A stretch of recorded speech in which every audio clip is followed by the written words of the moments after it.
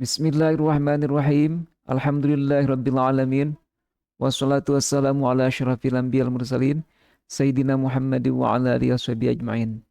Masih termasuk syarat pelaku transaksi. Namun ini terkhusus untuk pembeli. Pembeli tidak memerangi orang yang menjual untuk peralatan perang. Jadi maksudnya adalah apabila menjual peralatan perang, maka disyaratkan pembelinya adalah orang yang tidak akan memerangi. Misalnya alat perang itu seperti kasetin, seperti pedang, atau tombak, anak panah, tameng, atau baju zirah, berikut juga kuda.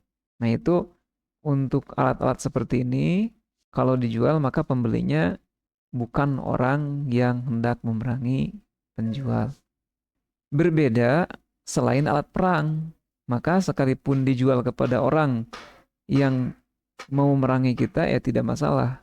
Walau mimma tata minhu, sekalipun alat tersebut dapat dipergunakan, dapat dibentuk menjadi alat perang seperti besi atau logam-logam atau bahan-bahan untuk membuat mesiu contohnya.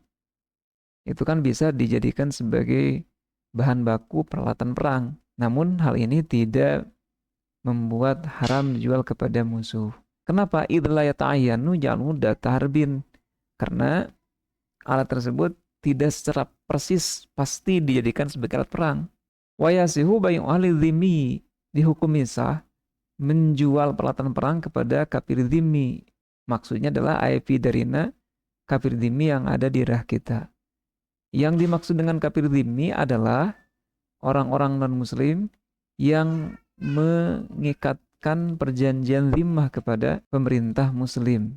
Artinya mereka meminta bertransaksi zimmah, artinya zimmah itu adalah perlindungan keamanan dan perlindungan keamanan dan hak-hak untuk hidup dan bermasyarakat di komunitas muslim dengan menyetorkan uang atau barang pada jumlah tertentu.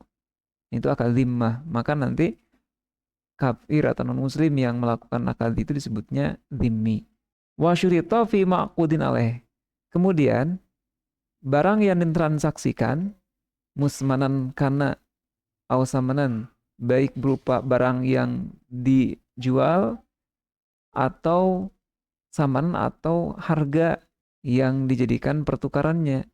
Disyaratkan milkun lahu, dimiliki oleh pelaku transaksi al-aqidi alaihi, dimiliki oleh pelaku transaksi. Namun yang dimaksud dengan milik di sini bukan berarti harus dimiliki barangnya. Tapi yang dimaksud di sini adalah sebagaimana dalam komentar dalam kitab I'anah, ayyakuna al-aqidi saltanatun al-maqudi alaih, memiliki kuasa atas barang yang ditransaksikan, bimilkin baik dengan kepemilikan, wakalatin atau dengan akad wakil, diberikan mandat atau wakil untuk menjual barang tersebut, wilayatin atau memiliki penguasaan atas barang tersebut, kekuasaan atas barang tersebut seperti bapak atas harta anaknya, atau pemerintah dalam sebagian kasus atas harta rakyatnya. Jadi simpulnya memiliki hak untuk mentransaksikan barang tersebut. Sehingga falayasyu bai'u fuduliyin, dihukumi tidak sah jual belinya fuduli. Fuduli itu orang yang tidak memiliki hak atau tidak memiliki kuasa atas transaksi barang tersebut. Misalnya seperti orang yang sedang di pasar, itu kan berbagai lapak nih, lapak pakaian, lapak makanan. Kemudian orang yang memiliki lapak makanan tersebut itu sedang tidak ada. Nah, lantas ada pembeli ke sana mau membeli. Karena yang punya lapak tersebut tidak ada, maka tetangga lapaknya itu melayani pembelian makanan tersebut. karena merasa itu adalah temannya. Sementara temannya itu tidak pernah memberikan kuasa baik berupa wakil atau bagaimana. Nah, itu termasuknya adalah puduli. Orang tersebut adalah puduli. Artinya orang yang tidak memiliki kuasa atas transaksi jual beli tersebut. Nah, itu nanti jual belinya tidak sah. Wa yasubu mali ghairihi zahiran imbana badal bi annahu lahu.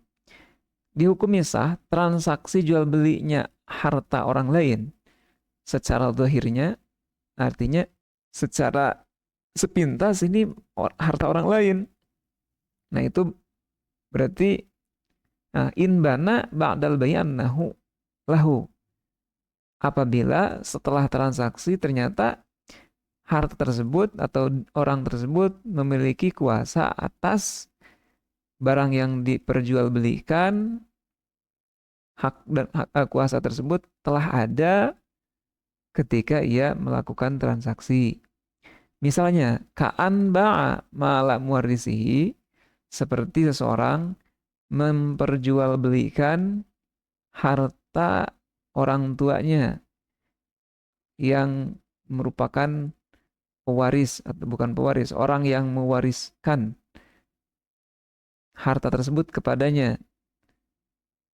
Zonan hayatahu, dia ketika transaksi jual beli itu berprasangka bahwa orang tuanya masih hidup dan dia merasa menjual harta orang tuanya tanpa izin.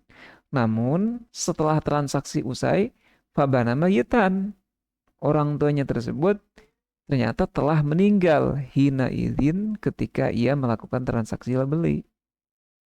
Nah, itu jual beli tetap sah sekalipun dia merasa bahwa ini menjual harta orang lain. Kenapa? Litabayuni annahu milkuhu. Karena jelas ketika transaksi bahwa itu harta miliknya. Sementara wala asaro liudhani khotoin, tidak mengapa atau tidak berpengaruh kepada ketidaksahan transaksi. Wala asaro liudhani khotoin, tidak ada pengaruh atau tidak sahnya jual beli tidak dipengaruhi oleh persangkaan bahwa jual beli adalah salah. Namun ternyata dalam buktinya benar. Jadi apabila seseorang melakukan transaksi merasa bahwa jual beli ini tidak sah karena ia merasa bahwa sebagian dari faktor-faktor yang diperlukan untuk jual beli itu tidak ada, nah itu tetap sah jual beli apabila ternyata bahwa ia memenuhi seluruh persyaratan yang diperlukan dalam jual beli.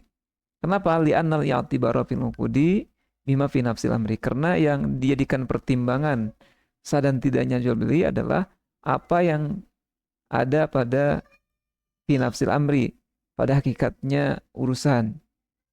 Yang penting pada hakikatnya itu benar.